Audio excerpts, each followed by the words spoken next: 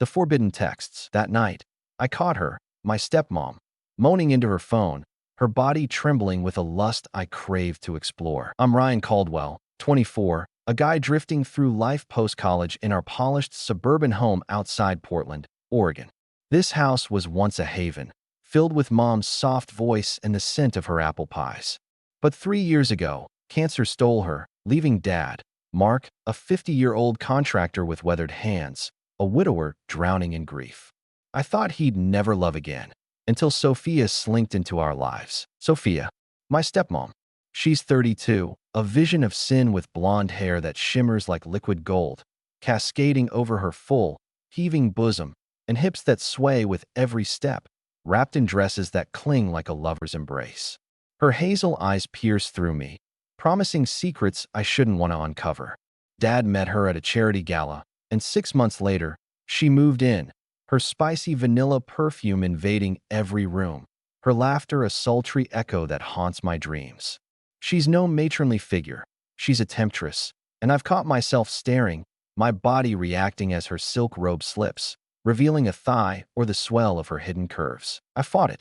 She's Dad's wife, a line I can't cross. But her presence is a drug. The way she leans in to whisper, her breath hot against my ear, the way her fingers brush my arm, lingering just long enough to ignite the heat below my waist. Lately, I've noticed her late-night rituals, Dad snoring, her door ajar, the flicker of her phone lighting her face, her soft gasps filling the silence. I told myself it was paranoia until that night. It was past 1 a.m., the house a silent tomb save for the fridge's hum. I stumbled downstairs for water, my undergarments tight against my growing arousal, when I saw her. Sophia, sprawled on her bed, her lace negligee hiked up, exposing the creamy expanse of her thighs and the shadowy hint of her intimate lace. Her phone glowed, illuminating her flushed cheeks as she typed, her lips wet and parted. I hid in the shadow, heart pounding, and heard her husky whisper, "Your touch sets me ablaze. I'm aching for you." My breath hitched, my lower region throbbing with forbidden desire. Who was this stranger? Not Dad. This was a forbidden craving I was drawn to, despite the shame burning my chest. The next morning, I was a wreck. Sophia sauntered into the kitchen, her red top stretched tight over her chest, the top button undone, revealing a deep valley of cleavage that made my mouth water. "Morning, Ryan," she purred, leaning over to hand me coffee, her bosom brushing my arm, her scent dizzying. I grunted, my arousal straining, my mind replaying her moans. That night, Dad was at a site meeting. I waited, then crept to her room. The air was thick with her perfume, and there she was, on the bed, legs spread slightly, her negligee riding up to show the edge of black lace panties. She typed, murmuring, "I need you deep inside me tomorrow, please." My groin pulsed, shame warring with desire. I ducked back, watching her fingers slide down her thigh, a soft gasp escaping her lips as she touched her sensitive peak. I stole her phone when she showered, finding encrypted messages. "Your hardness felt divine last night," and "I'll take you fully tomorrow." Heat surged through me, my hand adjusting the bulge in my pants. She wasn't just cheating. She was a sexual siren, and I was ensnared, my fantasies of her naked form haunting me. I couldn't confront her, but I craved her exposure, her body trembling under my gaze, her secrets spilling. I planned a dinner, a stage to unravel her. I'd invite Dad, play the innocent son, and watch her squirm, or seduce her into revealing her deepest desires. The thought of her laid bare, her legs parted in confession, made my hardness ache. I told Dad, "Let's have a family night." He nodded, tired but eager.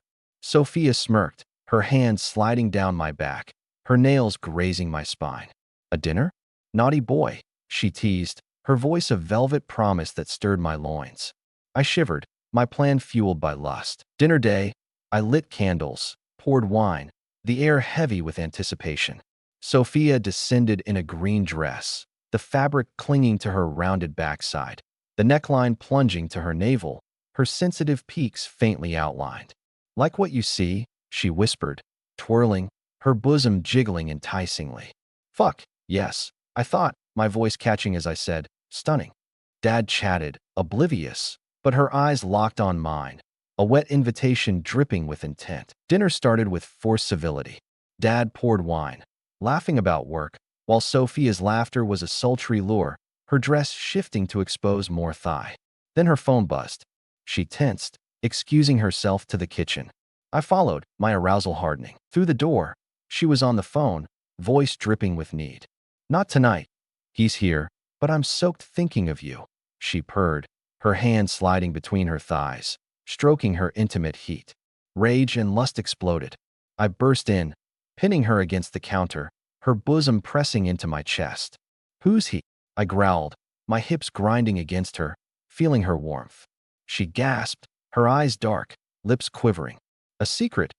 Want a taste? She breathed, her hand cupping my throbbing bulge. Dad's voice shattered us. All good. We returned, tension electric. Under the table, her foot stroked my thigh, her toes teasing my hardened length. The secret was aflame, and I was burning with desire. Dad slept. Sophia and I lingered, candlelight licking her skin, illuminating the curve of her exposed peak. You don't know the half, she whispered, leaning forward, her dress falling to reveal her sensitive tip. She slid a hotel key across. Come tomorrow. I'll take you both, she purred, her fingers tracing my lips, dipping suggestively. I stared at the key, my hardness aching. Betrayal or ecstasy? Her lover's identity, her offer to share her body, my mind reeled. She stood, dress hiking to show her rounded cheeks, leaving the key and a dare. I grabbed it, the metal searing, ready to dive into her forbidden depths.